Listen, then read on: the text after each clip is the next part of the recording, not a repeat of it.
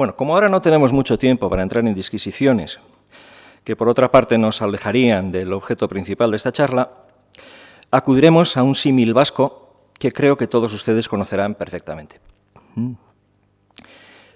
¿Quién es el intelectual vasco más importante del siglo XX? ¿Koldo Mitxelena o Chillardegui?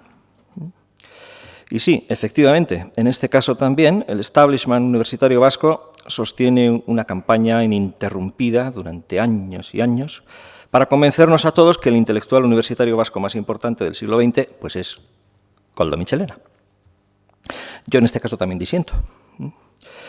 Pero ante todo, repito, no es el momento más adecuado para perdernos en disquisiciones acerca de cuál es el intelectual, sea español o vasco, más importante del siglo XX. Entre otras cosas porque no hemos venido aquí para eso.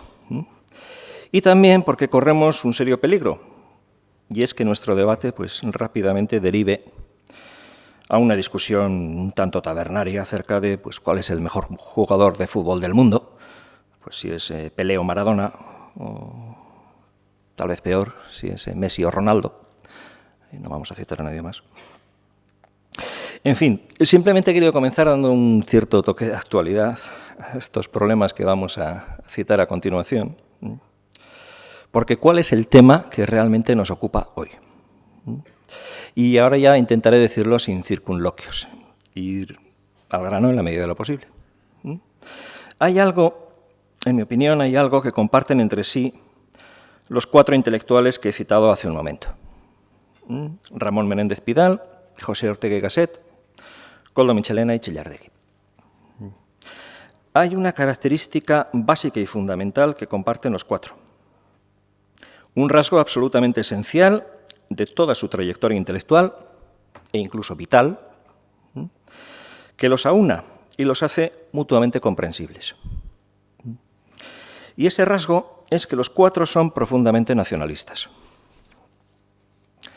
Es decir, los cuatro sitúan a la nación, la identidad nacional, en suma, en la raíz de todas sus reflexiones. Todo, absolutamente todo lo que escribieron y pensaron Menéndez Pidal, Ortega y Gasset, Mitxelena y Chillardegui debe de considerarse a la luz de ese principio básico. Y la conclusión de este enunciado no puede ser más evidente. La nación, la identidad nacional, es el centro de todos los debates intelectuales del siglo XX, tanto en España como en Euskadi. Y, por supuesto, también en Francia, aunque ahora la dejamos un tanto de lado. Y ese, precisamente ese y no otro, es el tema que hoy aquí nos ocupa. Ese, precisamente ese y no otro, es el tema central del libro de Joseba Grazkuenaga que hoy presentamos. De los vascos sin historia a los vascos con historia. Yo podría decirlo también de otra manera. De los vascos sin identidad nacional a los vascos con identidad nacional. Ese es, a mi parecer, el leitmotiv central del libro de Aguirre Azcuénaga. Y ahí viene la primera pregunta. ¿Está usted de acuerdo, doctor Aguirre Azcuénaga? Bien, una aclaración más antes de seguir adelante. Fue el propio Joseba el que me pidió que no hiciera una presentación al uso de su libro, sino que intentara plantear una serie de cuestiones polémicas para establecer un diálogo entre nosotros y entre ustedes. Y esa ha sido la primera de las cuestiones que me he permitido citar, para él o para cualquiera de ustedes. Y sigo sin más. En el momento de escribir estas líneas, aún no sé qué es lo que me va a responder el doctor Aguirre Azcuénaga. Lo digo sinceramente, realmente no sé qué va a responder a esa pregunta. Porque detrás de esa pregunta concreta hay un tema más general, más teórico, más abstracto, que puede enunciarse de esta manera. ¿Qué es la nación? Y esta es precisamente la segunda pregunta que le planteo. ¿Qué es la nación? La nación es algo muy moderno que data como mucho de fines del siglo XVIII y probablemente después. O es algo muy antiguo que puede ya rastrearse en la Edad Media o incluso mucho antes. Como todo el mundo probablemente sabe, todo el establishment universitario español y vasco, con una unanimidad digna de mejor causa, lleva años y años martilleando sobre nuestras sufridas mentes la primera de las respuestas. La nación vasca es un artefacto moderno, muy moderno, como mucho siglo XIX.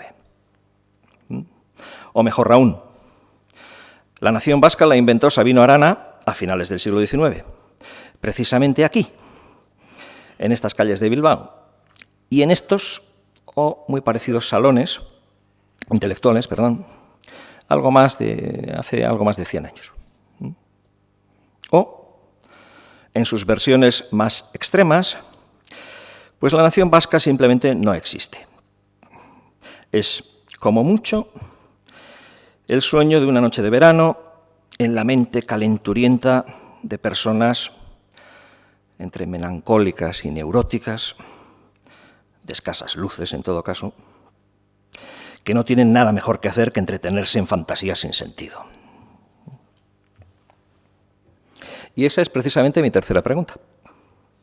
¿A cuál de estas versiones se ascribe usted en su libro, doctor Aguirre Azcuénaga? ¿Desde cuándo podemos hablar de nación vasca?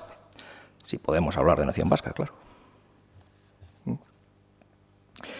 Es probable que al menos algunos de ustedes estén ya al tanto de que esta interpretación de la nación como un artefacto moderno, pues es una teoría que tiene un sustento importante en el concierto académico internacional, pero que dista mucho de ser hegemónica y está muy lejos de ser la única teoría que tiene defensores respetables en el ámbito académico. Tampoco entre nosotros, por supuesto.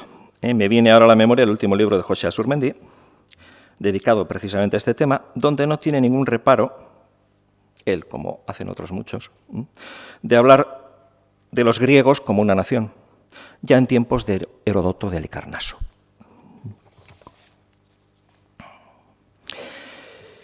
Pero más que empezar aquí a citar teóricos o escritores de peso, permítanme ilustrar nuestra situación intelectual con una anécdota personal, que creo, modestamente, que viene al caso, a pesar de ser personal.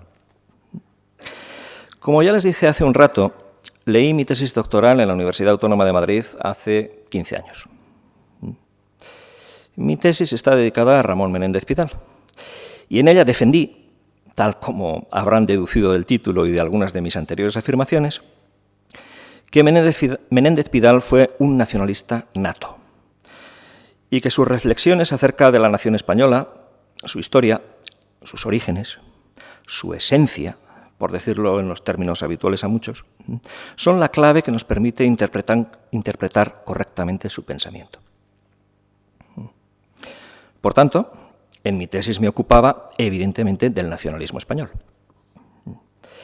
Y fue tras mi disertación, en el tribunal de tesis, cuando, como es usual en los tribunales de tesis, fueron tomando la palabra uno a uno los miembros del tribunal para realizar las observaciones o objeciones que juzgaron convenientes.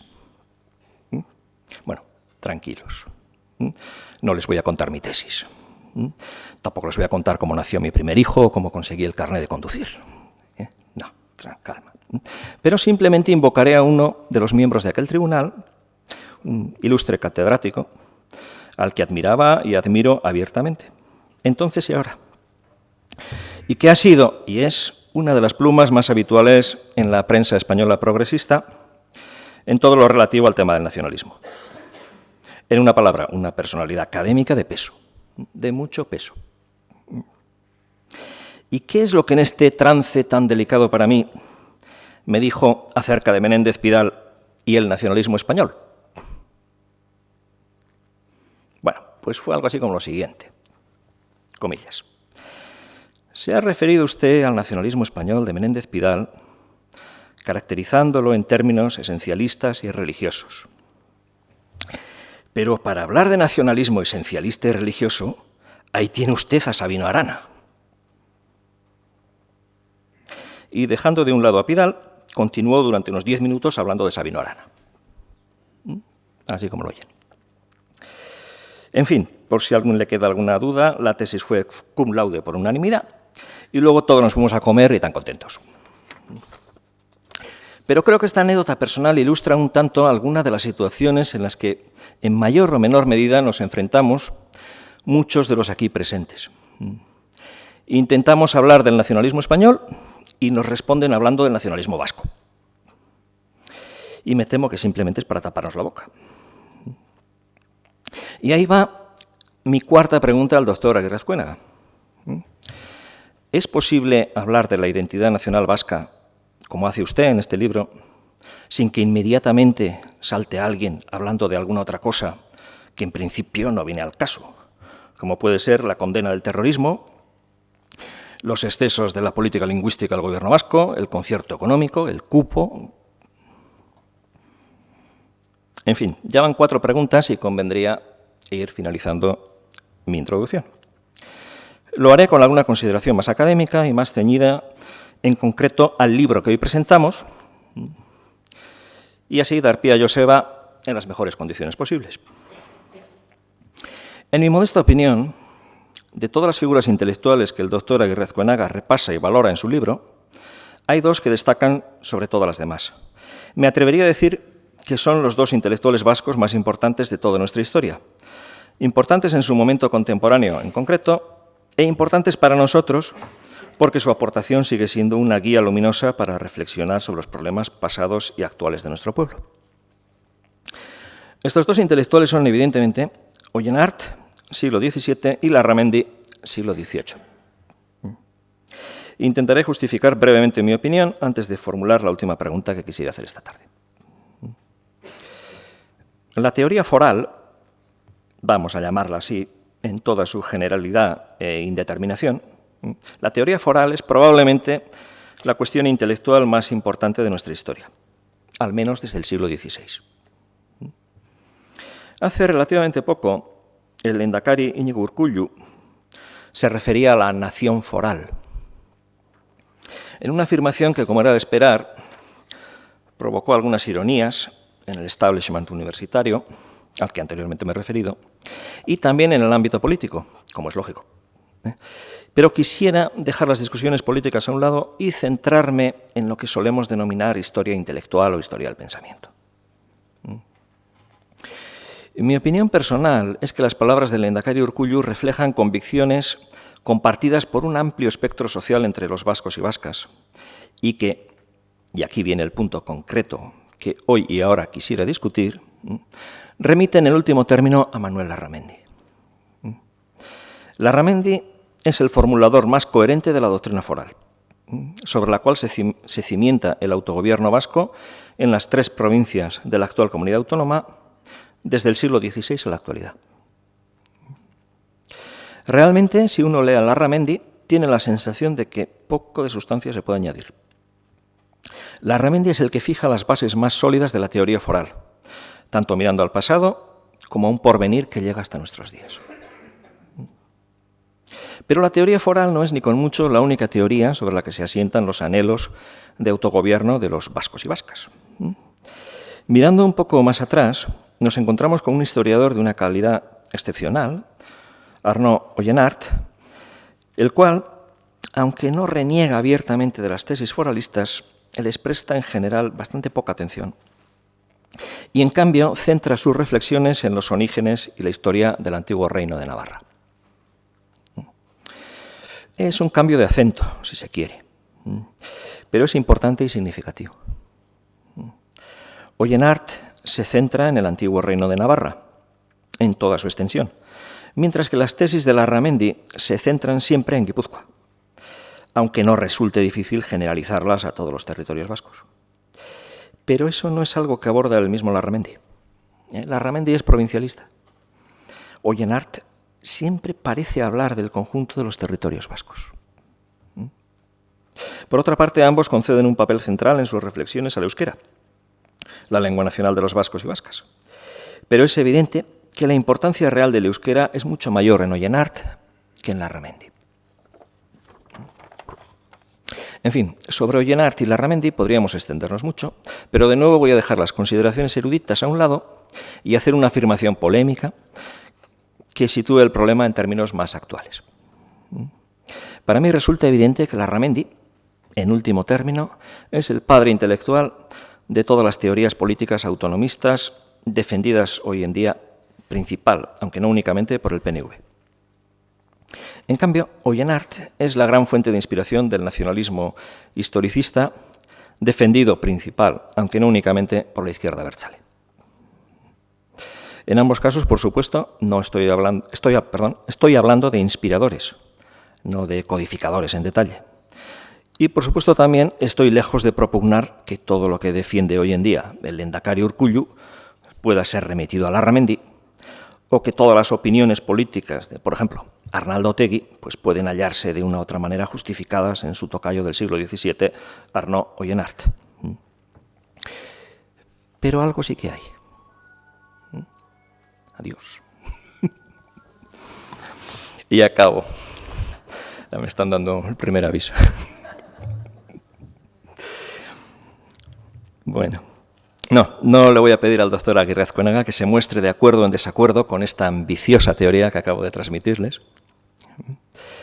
Sería demasiado técnico por una parte y por otra demasiado fácil estar a favor o en contra. Estar a favor o en contra siempre es demasiado fácil. En cambio, voy a hacer una pregunta final mucho más difícil. Joseba, ¿por qué has escrito este libro? ¿Es que crees que reflexionar sobre la historia de diversos intelectuales vascos va a ayudarnos a algo a resolver los problemas que aquí y hoy nos acechan? ¿Acaso no es algo ingenuo pensar que escribir libros de historia tiene algún tipo de utilidad inmediata?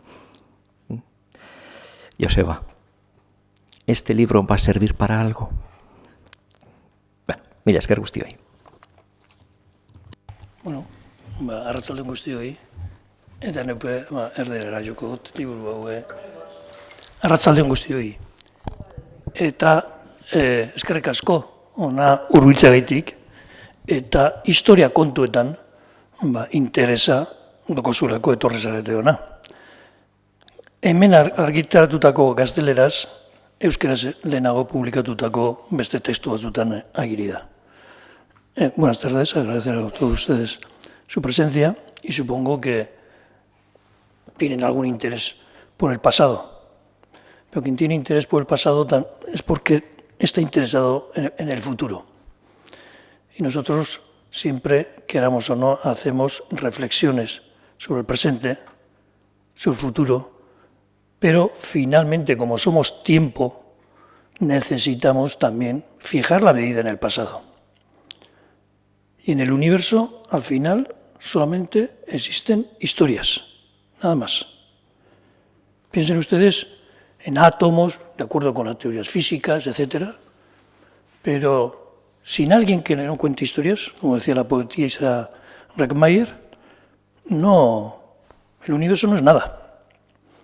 Por eso a todos nos interesa la historia. La historia es una mirada y es una manera de reflexionar. Y sobre el pasado lo podemos evocar poéticamente, literariamente. Ayer aquí se habló mucho del pasado, pero en clave literaria y en clave poética, y también en una clave religiosa. Y justamente las religiones y los libros sagrados son las que instituyen una manera de estar y de vernos en el tiempo. La Biblia es la que, en nuestro contexto cultural, la que nos enseña una manera de analizar los problemas en el tiempo. Hoy en día, en el siglo XXI, el concepto de tiempo está ya desvanecido. Vivimos en el presente continuo con un aparatito como es este, y en las clases, entre mis alumnas y alumnos jóvenes, observo una incapacidad para ver la diferencia entre pasado y futuro a través de un presente. No hay. Eso cuesta mucho. Y eso es un oficio, como otro cualquiera, que hay que aprender. Y antes existía, o al menos yo fui educado, en la escuela pública, que se llamaban escuelas nacionales de Busturia, con una enciclopedia, pero luego salía de allí y tenía que ir a la catequesis al lado de la iglesia, y allí tenía otro maestro, que era el cura, que me enseñaba historia sagrada. 2 historias, por lo tanto, bien diferentes. Una, la historia nacional, en el momento, la de la escuela, y luego la historia sagrada, con códigos distintos.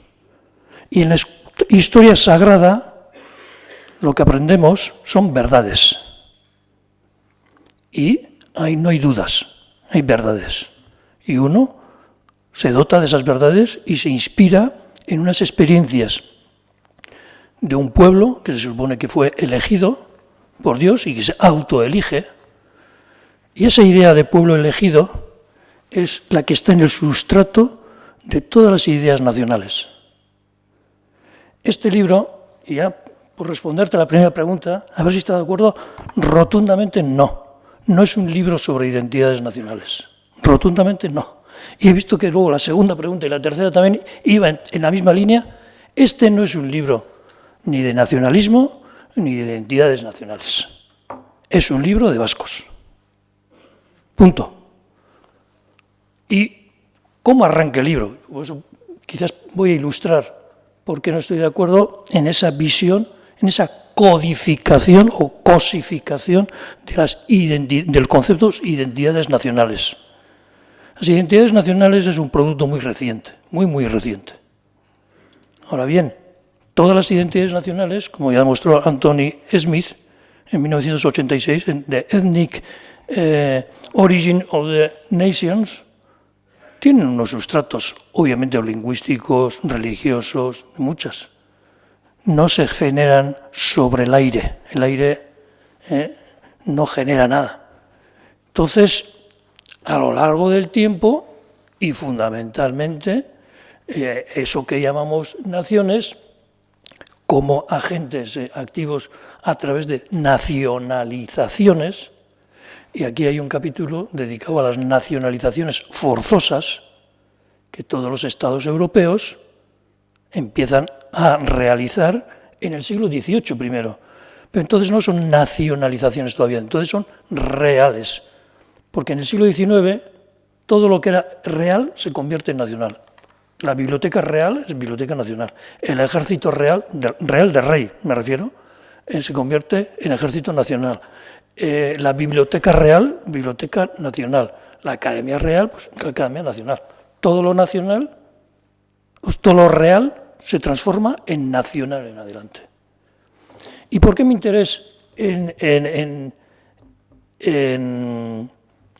ya lo diré, Menéndez Pidal? Porque este libro sí está en conexión con el pensamiento y las preocupaciones de Menéndez Pidal a través de la interpretación que tú bien conoces de Diego Catalán, que era su nieto, ¿no? Nieto de Ramón Menéndez Pidal, que escribe la introducción a los españoles en la historia, y este libro está inspirado directamente, incluso utiliza la categorización de él, que es lingüista, literato, y él ve cómo la historia de Castilla, él analiza y critica directamente las concepciones nacionales de Ramón Menéndez Pidal en ese prólogo, porque las pone en la historia. Ramón Menéndez Pidal, como acertadamente en tu libro y en tu título decías, construye una historia metafísica. En cambio, su nieto, Diego Catalán, dice, bueno, veamos. La historia de España se hace en un momento, primero es historia de gentes, luego es historia de un territorio, y los primeros que adoptan eso son los de Al-Ándalus. Los de Al-Ándalus dicen que el territorio hace a la persona y no la sangre. Esos son los del Al-Ándalus. Y luego los cristianos aprenden de esa concepción, y Alfonso X, no, ahora Castilla va a ser Hispania, y los de aquí, los del territorio, no importa de dónde vengan ni de dónde sean, todos se van a definir en función del territorio. Es decir, que él historiariza y hace una pregunta: ¿cuándo surge el concepto de ipseidad en Castilla ¿Y cuándo se cambia de castellanos a españoles?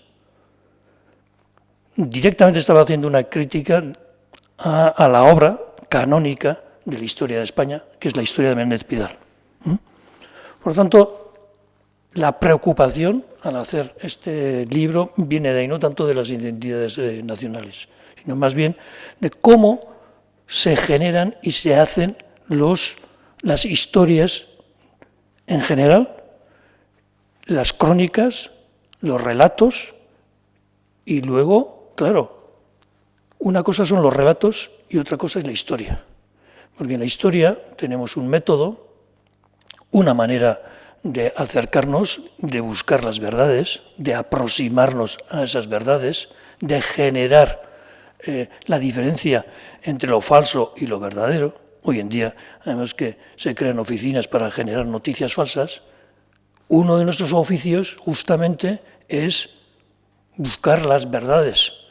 Y en el siglo y el ataque escéptico que estamos sufriendo desde el 1970-80 a la actualidad, donde se crea el equívoco de que todo es una ficción. Lo mismo da la ficción del poeta que la ficción de un ensayista. Esto es un ensayo. Claro, frente a eso tenemos que reaccionar, y nosotros reaccionamos, pero este ataque escéptico ya sucedió en la época de la Grecia clásica, por parte de Pirrón, y sobre todo en el siglo XVII. Y en el siglo XVII se pusieron las bases del pensamiento histórico y del método histórico, de red diplomática, para dilucidar cuáles son los documentos reales y cuáles son los falsos. Porque había también oficinas de noticias falsas, han existido siempre. No es una cosa moderna del siglo XXI. En la era digital es cierto que alcanza otra dimensión, pero las bulas falsas, los cartularios falsos y los diplomas falsos a la hora de las guerras y de las negociaciones, permanentemente. Ahí empieza, por tanto, en el siglo XVII se ponen las bases y empezamos a distinguir de forma secular lo que es una historia sagrada, la de la Biblia, y lo que es una historia más secularizada, más de acuerdo con unos patrones. Y Oyenart participa en ese gran debate europeo de respuesta al escepticismo que surge en el siglo XVII, donde la única ciencia cierta era la geometría, o sea, tiene la geometría, y se trata de aplicar los métodos geométricos a todas las ciencias. Y empieza la experimentación y la verificación. Por tanto, este libro, pues lo único que trata es, ¿y cuándo? ¿Y quiénes hacen historia de vascos? Esa es la pregunta básica. Porque en 1897, así empieza con una anécdota, en el Congreso de don Iván Eloyutzune, de San Juan de Luz, pues el ponente plantea esta duda. ¿Tienen los vascos historia? Y el organizador, que era un liberal republicano laico, le responde: los vascos son como las mujeres honestas, carecen de historia. De ahí arrancó, de esa reflexión, ¿no?, de pueblos sin historia, mujeres sin historia, es decir, toda una visión típica del colonialismo europeo y consagrada por los teóricos como Engels, que clasificaban a los pueblos con historia y pueblos sin historia. No me invento yo el título. El título es del siglo XIX, una parte. Y la segunda parte es una aportación mía de pueblos con historia. Ahora, ese era el truco de los europeos para ir a África y decir: estos pueblos no tienen historia. Por lo tanto, nos compete civilizarlos. Y vamos a introducir la civilización. Esto que lo digo ahora atribuido al siglo XIX, recientemente Sarkozy lo ha hecho también. Y todavía hay mucho paternalismo en los discursos europeos. En Asia menos, porque en Asia hay una potencia que se llama China y que era un imperio que estaba organizado durante 2200 años. En Asia menos. Pero bueno, en América también se entró de la misma manera, y en Australia y Oceanía pues se liquidan las poblaciones aborígenes. Por tanto, es una visión de sistema de progreso y de la idea de progreso típica del siglo XVIII que sirve para justificar unas conquistas.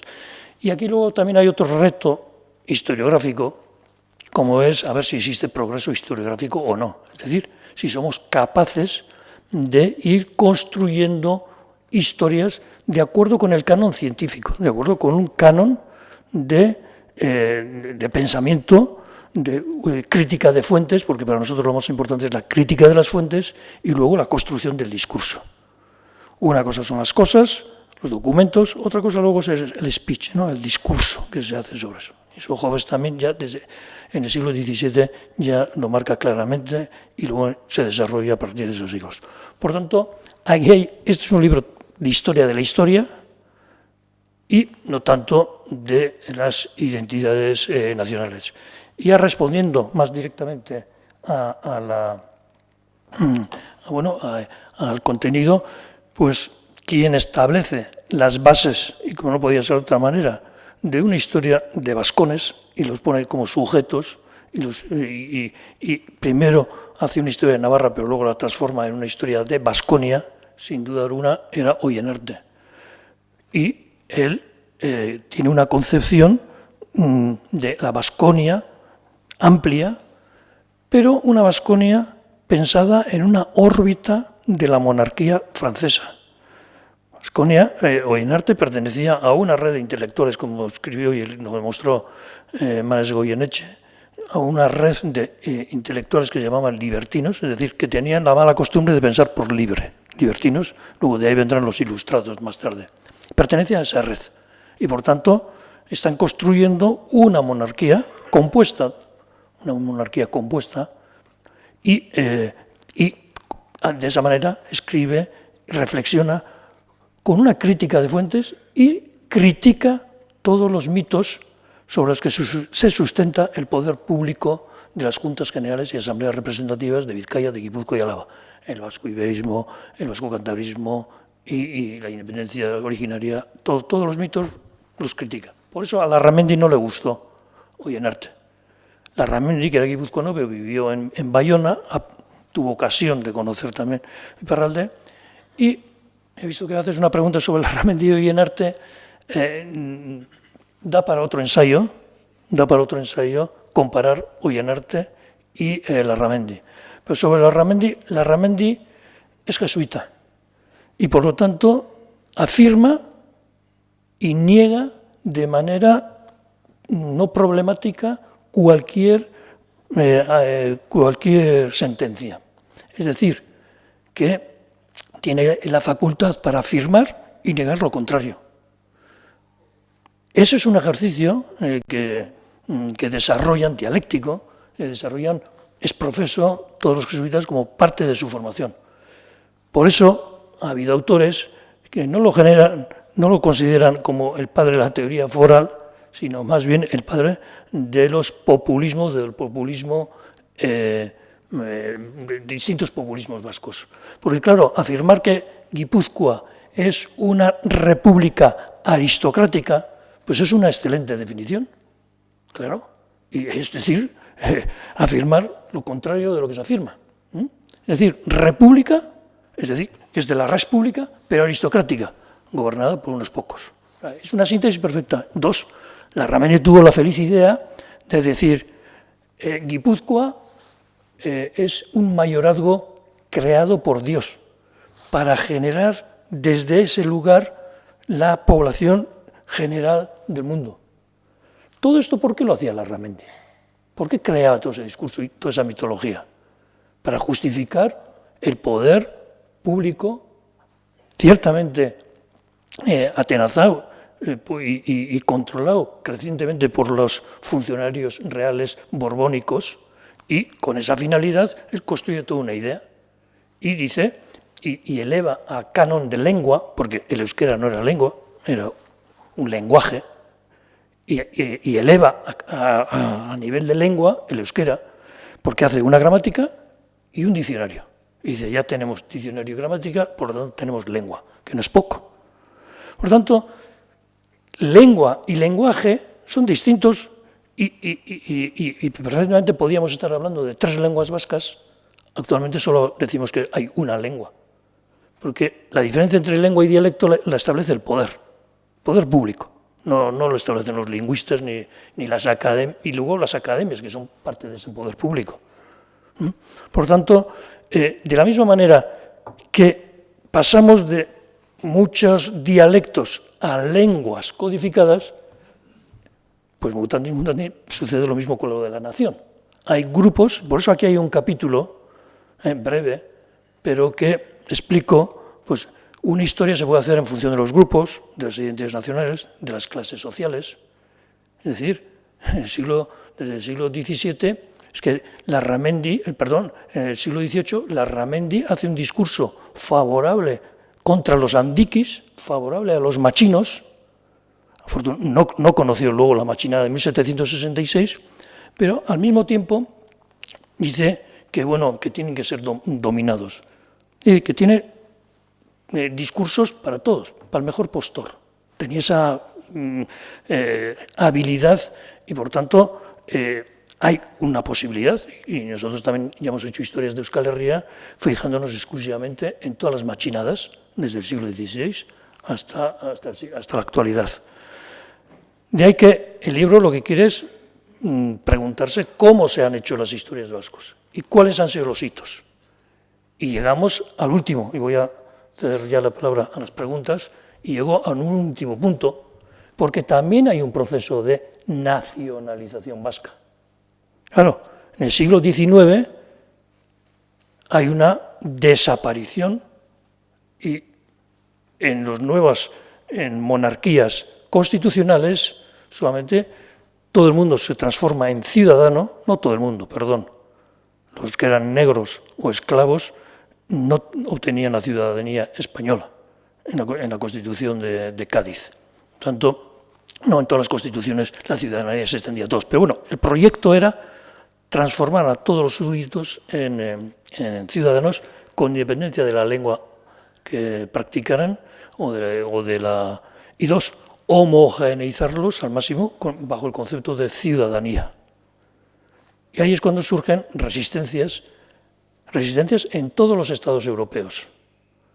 Porque claro, la nacionalización es un proceso de homogeneización.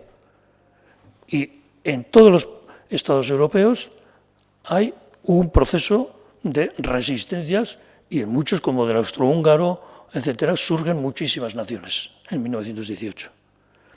Y en el País Vasco ese proceso es un poco más largo, en el siglo XIX, tarda un poco más, pero ya a partir de justamente hace 100 años, 1917, y con la Constitución, ya y con la formación de una entidad como era la Sociedad de Estudios Vascos, de una Diputación de Vizcaya en la que acceden los jeltzales, pero jeltzales modernistas, no primordialistas, pues estos impulsan un proceso de nacionalización vasca, que círculos desde Bilbao se expande hacia Guipúzcoa, hacia Álava y luego también hacia Navarra, intentando crear una especie de mancomunidad, y aparece el concepto de gobierno vasco. Entonces ya, con un gobierno vasco, José Antonio Aguirre, y se le dedica un capítulo, pues tiene que hacer una historia vasca. Tiene que inventarse, aunque sea una historia vasca. Y ese era su reto, y en 1947 presenta una ponencia de cómo debe ser la nueva historia política vasca.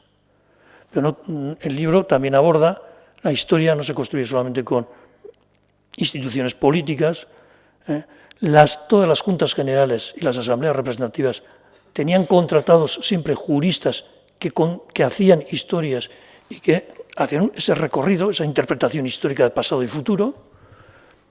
Pero en el siglo XX, para mí hay dos obras que desde un punto de vista económico, en 1933 Teodoro Lefebvre publica Le Mode de Vie dans le Pyrénées Atlántico Oriental, que hace la historia de la civilización material vasca, demografía, pesca, industria, desde el siglo XVI a la actualidad. Es una obra vanguardista a nivel europeo, antes de la Escuela de los Anales. vinculada a la geografía humana de París. Y la obra continuadora de esa es la de Caro Baroja, Los vascos, que también hace una reflexión de los vascos en su conjunto, vascos de Francia, vascos de España, vascos en su conjunto, de todos, con independencia de la adscripción político-administrativa, y crea un canon. Y dentro de la obra de Caro Baroja, que fue mi director de tesis de las conversaciones, le pregunté, a ver, ¿cuál es la idea sustrato que existe en toda esta obra? Pues tenía una idea sustrato, como siempre que yo también aquí ya he expuesto algunas ideas sustratos, aunque no están evidenciadas, pero que son leitmotiv. Pues una era dotar a los vascos de historia. Porque ¿qué había pasado?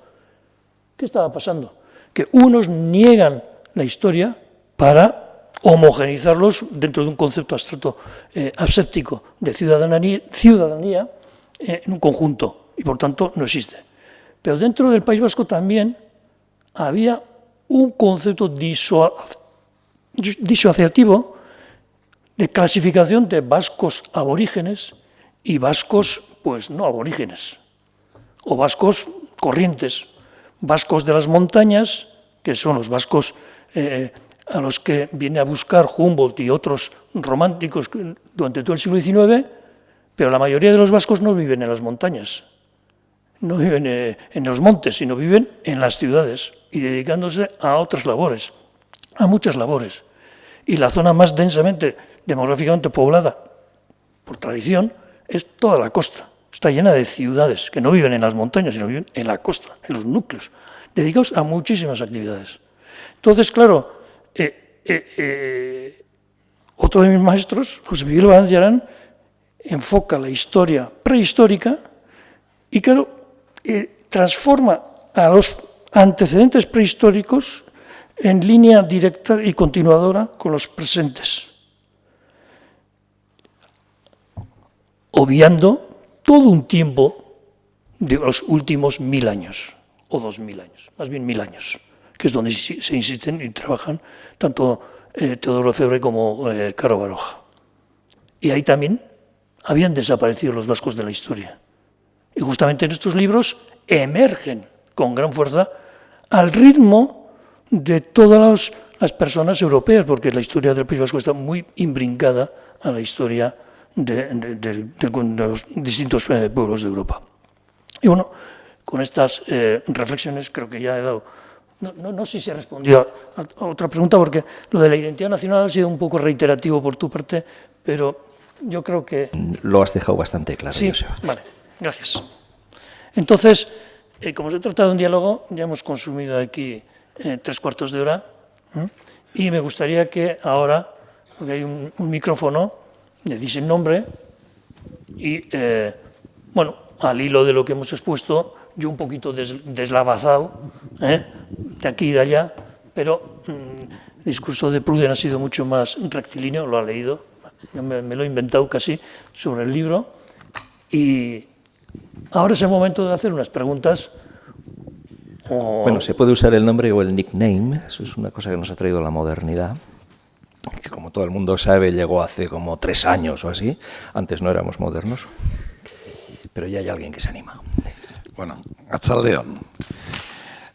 A ver, resulta que al hilo de lo que ha dicho Proudhon de la nación foral, este domingo, y al hilo de las identidades, este domingo, mi buen amigo intelectual especial, que es Jon Juaristi, en ABC, jugaba irónicamente con el término y hablaba frente a la queja de Rosa Díez, que decía que todo el mundo estaba de acuerdo con el cupo, que ni el PP, ni HB, ni Sortu, ni el PNV, por supuesto que lo había hecho, todos estaban de acuerdo con algo tan injusto como el acuerdo del foro.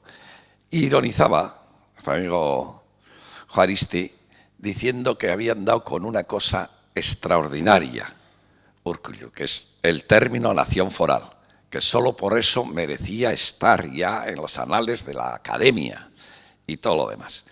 Pero hay una cosa que todos debemos de pensar, la ironía, que él lo marca, ¿no? Que es el hecho fundamental de que hay una cosa que nos ha unido a todos los vascos, lo cual quiere decir, supongo que él quería decir con la ironía, que esto de nación foral es un invento que responde a una necesidad actual y que identifica, o que bajo ese marbete resulta que están todos los vascos, por lo menos los vascos de Aquende de los Pirineos.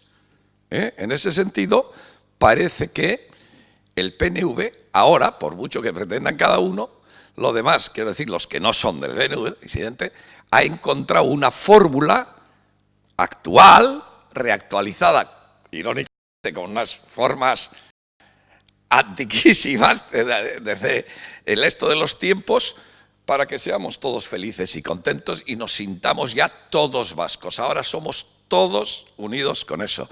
No sé qué tendríais que decir al respecto, no sé, es un poquito, como me has dado pie antes con lo de nación foral, habría otras cosas, no hablaba nadie. Bueno, también he dicho que uno se pone a hablar de unas cosas, le responden con otras, pues esto es inevitable, ¿no? Pero yo que quisiera referirme más que a términos políticos estrictos, que, bueno, pues ¿por qué no, no? Se puede hablar de cualquier cosa.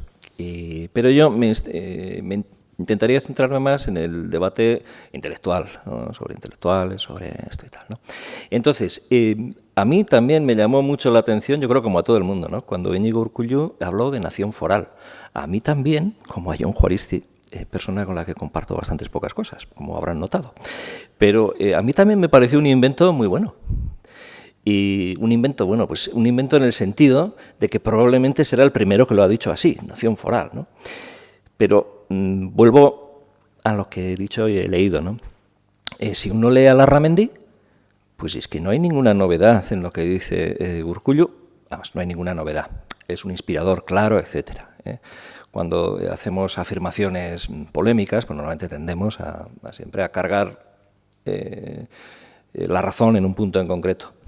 Pero esto lo decía Larramendi sin mayor problema. Hay otra cosa también, y por no centrarnos tanto en este tema, que decía Larramendi y al hilo de una persona que estuvo aquí ayer, que era Bernardo Achaga. Uno lee a Larramendi y yo hace poco, repasando la coreografía de Guipúzcoa, su obra más conocida probablemente, bueno, él dice una cosa que ha dicho también Joseba, que Guipúzcoa del rural no tiene nada. Guipúzcoa es casi una ciudad continua. Esto lo dice literalmente. Es una ciudad, vamos, la gente en Guipúzcoa vive en núcleos urbanos, no dice núcleos urbanos, no recuerdo exactamente la palabra, y es un continuum. Esto de Euskal Hiria, como Euskal Herria y tal, las cosas siempre hay que ponérselas en su contexto. Bueno, pues esto ya lo dijo Larramendi. Claro, lo dijo en otro contexto, con otro sentido, etcétera, etcétera, etcétera. El término es un pueblo continuado. Bueno, un pueblo continuado, bien. Pero venía a decir eso. Venía a decir esto que nos ha dicho Joseba, ¿no? Aquí la gente vive en ciudades. El poder político vasco, o guipuzcoano, perdón, que es lo que decía Larramendi, está en los municipios. Los municipios se juntan en las juntas generales. Y nuestro enemigo son los andiquis, y nuestro enemigo, en el momento que él hace una defensa política, son los andiquis guipuzcoanos, esto es el enemigo político, contrario, como sea, y nuestro amigo es la monarquía española, ¿no? El rey, el rey que nos va a proteger, el rey que está mal aconsejado, claro, y tal. Bueno, esto es una cosa que en el antiguo régimen, casi hasta hoy en día, continúa, ¿no? Los reyes tienen la extraña virtud de estar siempre mal aconsejados. Pero bueno, quiero decir, y volviendo a lo de antes, nación foral. Vale, eso está en Larramendi. No está la palabra, pero... Y yo animo a todo el mundo a leer el libro de Joseba, pero, no sé, leéis a Larramendi y es que es muy inspirador. Claro que no hay que tomárselo como hoy en Art pasa con la misma, ¿no? No hay que tomárselo, esto ya lo dijo y lo dejó dicho y no hay que añadir y quitar una coma, no, hombre. Es una inspiración, no es que estrictamente... las cosas en su contexto. Bueno, el constructo nación foral, desde luego, es un constructo larramendiano, porque es una contradictio in terminis. Es una contradicción in terminis. Hechas sobre dos patrones jurídico-políticos distintos, contradictorios, complementarios, sin duda. Y en todos los estatutos de autonomía, desde 1917, desde hace 100 años, siempre ha estado la misma discusión. ¿Hacemos el estatuto de autonomía en términos nacionales porque somos una nación y porque nos compete una nación y porque la Sociedad de Naciones en su registro de defensa de las minorías nacionales fomenta la constitución de estatutos de autonomía particulares dentro del Imperio Austrohúngaro, y ahí fueron corriendo Elizalde y Isaac López Mendizábal a decir, oye, necesitamos un estatuto, en 1916. Y ese fue el primer proyecto de estatuto de autonomía. En 1919 entraron ya todos los foralistas diciendo no, fueros, etcétera, nada. Y gobierno vasco era un término rechazado por todos los monárquicos. Y por eso, en 1919, Valparda inventó el vasco-catalanismo para fustigarlo. Y toda la tradición monárquica españolista de Bilbao y del País Vasco ha rechazado sistemáticamente el vasco-catalanismo o la concepción vasca.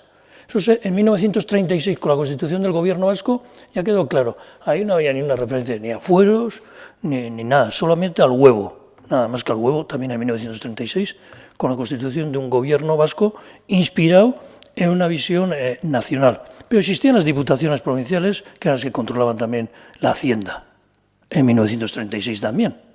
Claro, y ahí surge ahora este nuevo constructo, que es una contradicción in terminis, y bueno, una salida por la tangente, diríamos, ¿no? Entonces, nación, y siguiendo un poco a lo que antes se ha planteado, claro, nación en tiempo de los griegos es sinónimo de comunidad, de grupo. Y nación viene de nascio, de los que somos nacidos en el mismo lugar. Y en el siglo XV-XVI estaba la nación vizcaína, es decir, los nacidos. Vizcaíno entonces era sinónimo de vasco, es decir, el equivalente castellano a euskaldun. Humboldt, cuando llegó aquí, dijo, este pobre pueblo no tiene ni siquiera nombre, porque unos le llaman vizcaíno, otros le llaman vasco, otros le llaman navarro, otros le llaman no sé qué. Yo a todos estos, en su libro, dice, a todos estos, en 1801, dice, a todos estos les voy a llamar vascos, y se acabó. Pero claro, todos estos, ese conjunto, ese grupo sí tenía nombre. En euskera no había diferencia, porque euskalduna, así se identifica el de Siberoa y el de Vizcaya, euskalduna, punto. Entonces, claro, el problema tenemos al utilizar pues, otras lenguas, y este proceso de generalización o de nacionalización política vasca, ahí estamos, no ya en la nación cultural o en la comunidad cultural, lingüística, sino ya en un sujeto que se erige en comunidad política. Claro, esta tradición de erigirse en comunidad política, aquí está desde el siglo XVI. Navarra también. Es decir, que siempre hay unas comunidades que a los andiques se les echa, se les encarcela a los andiques y se generan las juntas generales, que es una república. Las juntas generales es el equivalente, y las asambleas representativas es el equivalente a las repúblicas, a la tradición republicana europea. No es una cosa específica tampoco de aquí, ni de los Pirineos. Es común, es una cultura común en el sustrato de la cultura europea, la tradición republicana. Por tanto, claro, apelar ahora a la nación foral, pues bueno, es utilizar un elemento jurídico que está en la Constitución española para construir un Estado asimétrico apelando a un derecho histórico que, bueno, pues que en términos jurídicos, como artificio jurídico, vale, sirve, pero en el siglo XXI tenemos también otras formulaciones más modernas que pueden dar cabida y pueden dar salida sin tener que esconderse en artificios historicistas. Bueno, esa es mi opinión. Y luego John Juaristi explica la historia en plan poético. Yo explico, o trato de explicarla de acuerdo con un pensamiento bueno, más racional, más científico y de contraste de fuentes. El poeta tiene libertad para crear e imaginar, etcétera, y ver, quizás con unos ojos más profundos que el historiador racionalista. No lo niego, quizás sí, pero analizamos los hechos sociales con patrones y con metodologías diferentes. Sí, hola, buenas tardes. Quería comentar, con las elecciones francesas que ha habido esta semana, se ha comentado mucho en los medios de comunicación el tema de las corrientes euroescépticas que hay ahora y, bueno, la salida también de Gran Bretaña, el tema del Brexit y demás. Yo quería comentar que, como has comentado, en el siglo XIX, con la formación de los Estados-nación, se produjo esta labor de homogeneización, ¿no?, en la que muchos pueblos que están, como es el caso de los vascos, en Europa, se vieron un poco pues, abocados a pertenecer a un Estado en la formación de los nuevos Estados que son los que han llegado hasta hoy en día. Un poco con la crisis política, entre comillas, que está viviendo ahora la Unión Europea, ¿consideras que puede ser una oportunidad para estos pueblos, como es el caso del vasco o como otros muchos que encontramos, por ejemplo, en Bélgica o los corsos y demás, como una oportunidad para poder, digamos, ganar protagonismo político en la Unión Europea?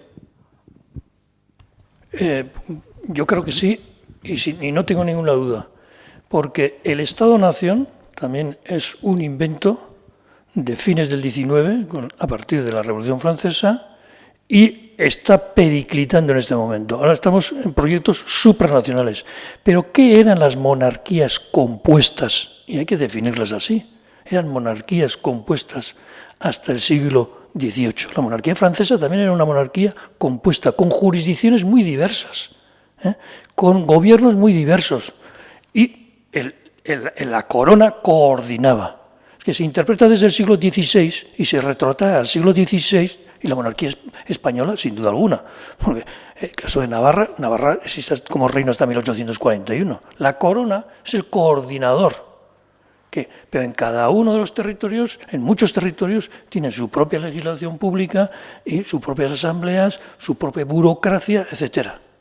Son monarquías compuestas.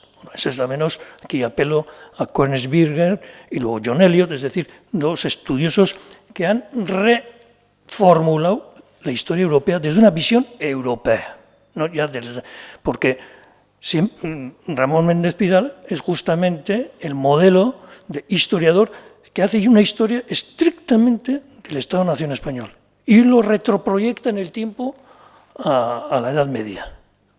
O más. Bueno, sí. Quizás al diluvio universal. Perdón, Ramón Menéndez Pidal, por alusiones, brevemente, sí, no sí. Quiero simplemente. Ramón Menéndez Pidal se puede resumir muy sencillamente. Cuando él habla de un emperador romano, Teodosio, Sí. es el español Teodosio, o el español Séneca, creo que es. Y para él eso es estrictamente cierto y es estrictamente coherente con lo que él dice, porque todo se resume en un aforismo. Lo que es lo que fue. O sea, el tiempo no pasa. España es España. Siempre, ahora y hace 2000 años.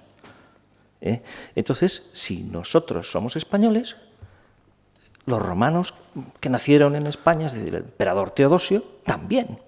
Entonces, por eso es una idea metafísica, eso es, en fin, lo que modestamente... Pero eso no es una cuestión. Recientemente también se publicó una historia de España de Atapuerca al 23F. No creo que Ramón Menéndez Pidal sea el único que ha defendido esta idea. Los de Atapuerca eran españoles también, claro. Entonces, como siempre, no tenemos que ser esclavos de las palabras, ¿no? Pienso yo. A Ramón Menéndez Pidal también, pues hay que entenderlo en su contexto, pues como a Larramendi, como a Urkullu, como al otro, como a Pruden, en fin, cada uno quiere decir lo que dice dentro de una red general, ¿no? Pero, bueno, me callo ya, creo que ya he hecho lo que tenía que decir. Bueno, en definitiva, que estamos volviendo de nuevo a una construcción muy similar a la que podía existir en la Paz de Westfalia o en el siglo XVI y XVII, donde todos los poderes están en competición. Una competición de jurisdicciones. Y por tanto, a mí me gusta más hablar de poderes que de identidades nacionales. Porque identidades nacionales es una cosa un poquito etérea. En cambio, los poderes, y antes, yo cuando aprendí luego historia, era una gran tradición francesa, se hablaba de los poderes. Y hay un poder que, claro, ahora en el siglo XIX perdió ese poder, pero que era un Estado dentro de todos esos tratados, que era la Iglesia Católica, que es universal, pero con sus administradores cobrando el 10% y el 2,5% de las primicias, es decir, que era todo un gran poder en sí mismo y ejemplo para todos los poderes civiles. Toda la administración nueva, la organización administrativa es una copia del sistema canónico eclesial. Bueno, termino. Bueno, yo estoy a favor de toda la gente que investiga en cualquier campo, también en el campo de las relaciones humanas, de las naciones, de todo esto, ¿no? Pero yo pienso que en un curso que hice yo monográfico sobre la historia de Bilbao, pues allí me hablaron desde el siglo XI. Y entonces en el siglo XI no existía Bilbao, claro. Pero sí existían unos pueblos que vivían aquí en el norte, que eran los austrogones, los vascones y los francones, porque era todo en ones, francones. Bueno, bien, los vascos cogían un poquito de Cantabria y los franceses cogían un poquito de Guipúzcoa. Y luego los austrogones eran como la mitad de Cantabria, digamos, todo Asturias. Y ya la parte de los gallegos que que existían, pero que estaban ahí aislados, pues esos eran los que habían venido del norte, los celtas, ¿no? Bueno, entonces, claro, a través de los siglos hay muchas maneras de organizarse, hay muchas maneras. ¿Qué es lo que a mí me dijeron con datos del País Vasco, ¿no? Ya que Bilbao estaba dentro del País Vasco en ese curso, ¿no? Y era que Bilbao se había formado en los primeros pobladores, en el siglo XI aparecen algunos, y en el siglo XIII la Carta Puebla, ¿no? Bilbao, oficial, es oficial. Pero en esos siglos, desde el XI, que estamos muy inmersos en echar a los árabes para abajo, pero ¿qué pasa? Que unas veces la parte de los vascones pertenece con lo que llamaríamos hoy Navarra, que era francesa, Navarra era francesa, pertenecía al reino de Aragón, y otras veces moría un rey y no tenía descendencia, la parte vascona que ¿Cuál es la pregunta? Vestida en otros pertenecía al rey de Castilla. O sea que hemos estado de para adelante, para atrás, para aquí, para allá, para todos los lados. Sí, ¿y la pregunta? Y la pregunta es, después de la Revolución Francesa, que se quita el antiguo régimen y que se empieza a hablar de los derechos y deberes de los ciudadanos, liberté, igualité, fraternité, pues sí que hay, como usted dice, en el siglo XIX, o ustedes, pues hay distintas naciones pequeñas y es cuando se forma el Estado-Nación, el siglo XIX. Bien, el siglo XX es el gran lío de guerras de los Estados-Nación en toda Europa, el gran lío de guerras. Y ahora, en el siglo XXI, con la globalización, porque ahora, ¿qué es lo que mueve el mundo? Más que los ideales y el sentirse en un lugar, lo que mueve el mundo es la economía, es el dinero. El poder es el dinero. No mandan los que elegimos, mandan los poderes. ¿Cuál es la pregunta? Pues la pregunta es la siguiente, que lo que nos va a regir de ahora en adelante es la economía global. Sí. Y con la economía global, pues tendremos las organizaciones que la economía global quiera. Porque yo ahora, por ejemplo, China, No, perdón, aquí también había otra palabra. Pero la pregunta entonces es que ahora mueve la economía. Yo le respondo ahora, y le voy a responder, antes también. Bilbao se forma, aquí esto era un puerto y necesitaban pues competir con Bermeo, y entonces consiguieron en la segunda Carta de Puebla, que en 1310, que todos los mercaderes con lanas con dirección a Bermeo tuvieran que pasar por Echevarri, con lo cual dormían en Bilbao y se evitaban un día de tramo hasta Bermeo. Y así los de Bermeo, los mercaderes que estaban en Bermeo, empiezan a vivir en Bilbao. Y Bilbao, ciertamente, en 2 siglos, pues ya aparece en el Civitatis Orbis Terrarum como una potencia económica.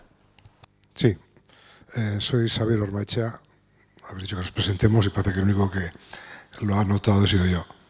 Bien, primero quiero felicitaros por vuestras 2 intervenciones, las 2 magníficas. No estoy de acuerdo con gran parte, pero precisamente por eso me parecen magníficas, porque son 2 intervenciones que dan para reflexionar, para debatir, para escribir sobre las tesis que habéis expuesto.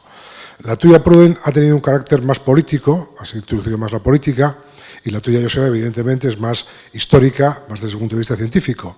Lo curioso es que tú, Pruden, has hablado desde un punto de vista político y has dicho que Íñigo Urkullu ha dicho el término nación foral y le has dado un carácter político a ese término. Tú, Joseba, has hablado desde el punto de vista histórico y has dicho que Íñigo Urkullu ha hablado del término nación foral y le has dado un carácter más histórico. El problema es que Íñigo Urkullu ha utilizado el término nación foral sin carácter político y sin carácter histórico.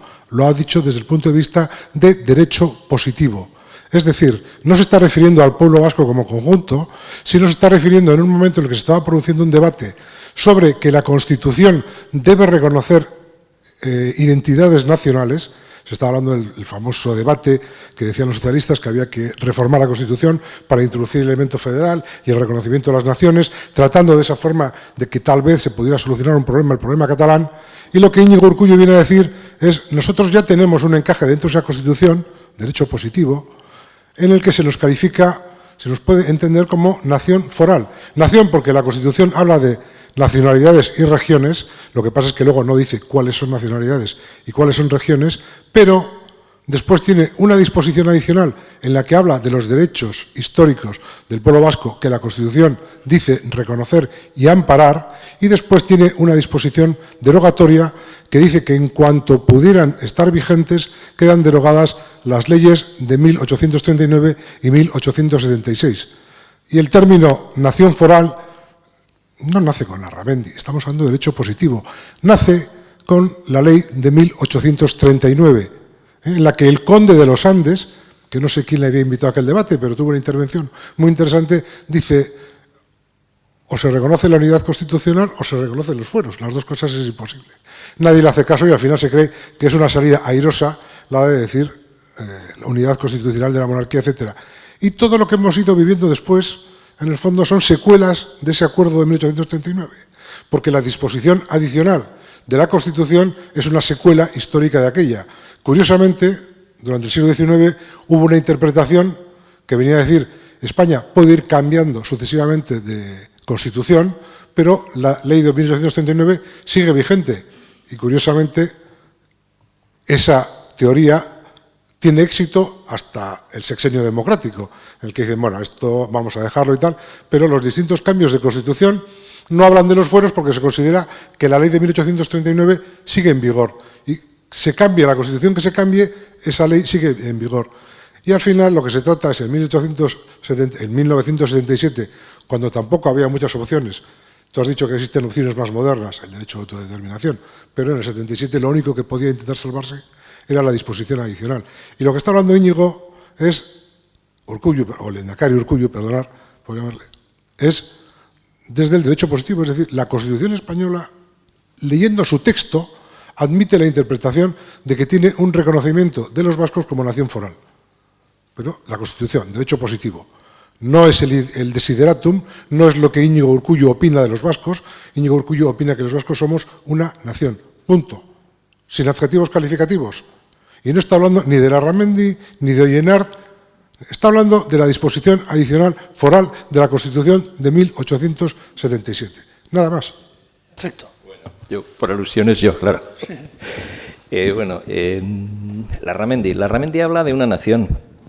Bueno, tiene un libro que no se publicó en su momento, se publicó hace 30 años, 1983, sobre los fueros de Guipúzcoa. No se publicó por obvias razones. Pero él también habla de una nación, es la nación guipuzcoana. Y todo el rato habla de la nación guipuzcoana. Una nacioncita, dice él, ¿no? Es curioso esto de la nación guipuzcoana. Bueno, y habla constantemente de los fueros. Probablemente la expresión nación foral pues, no puede ser encontrada en Larramendi. Tampoco he pretendido decirlo y si lo he dado a entender no me he expresado bien. Quiero decir que Larramendi es el inspirador de las actuales teorías autonomistas y yo no soy tan estricto como es Joseba ni en el uso del término nación más moderno, más antiguo. Yo creo que estas, en fin, no hay que ser tan estricto y tampoco en separar los fueros y la autonomía. Yo comprendo que en el debate político, es muy sencillo, ¿no? Son dos vías. Una hace apelación, la teoría democrática, el poder reside en el pueblo. Eso es el derecho de autodeterminación, o como se le quiera llamar, es el principio democrático. El derecho de autodeterminación no se puede defender fuera del principio democrático. En cambio, la teoría foral sí. Larramendi, de hecho, no era un demócrata. Pero él apelaba constantemente a los fueros de Guipúzcoa. Y los fueros de Guipúzcoa no dependían de la buena voluntad del rey de Castilla, nuestro monarca legítimo, mal aconsejado. No, el poder político de Guipúzcoa venía de ella misma. Y por supuesto ahí no había nada de democrático. Me extraña un poco que nadie haya intentado reivindicar aquí a los jesuitas después de las palabras de Joseba, pero bueno. No creo que tampoco esto de, no, es que Larramendi decía una cosa y otra porque era jesuita. Bueno, pues es que vamos a eso, pues entonces... Bien, yo creo que, acabo, el término de Joseba Urkullu, más allá de la intención que él tuviera, que no la sé, yo te creo, te creo, en fin, bueno, no tengo razón para no creer, que probablemente estás mucho más informado que yo. Pero más allá de la intención concreta que él tuviera, es un término afortunado, yo creo. Y los fueros no son solamente pues, una antigualla a la que tenemos que recurrir porque no nos queda otra. Los que somos independentistas o nacionalistas, como se le quiera llamar, ¿no? No, es más que eso. Los fueros es algo muy importante, es un elemento esencial en la historia de nuestro pueblo, o nuestra nación, o nuestra sociedad, desde el siglo XVI, no, desde antes no, pero desde el siglo XVI.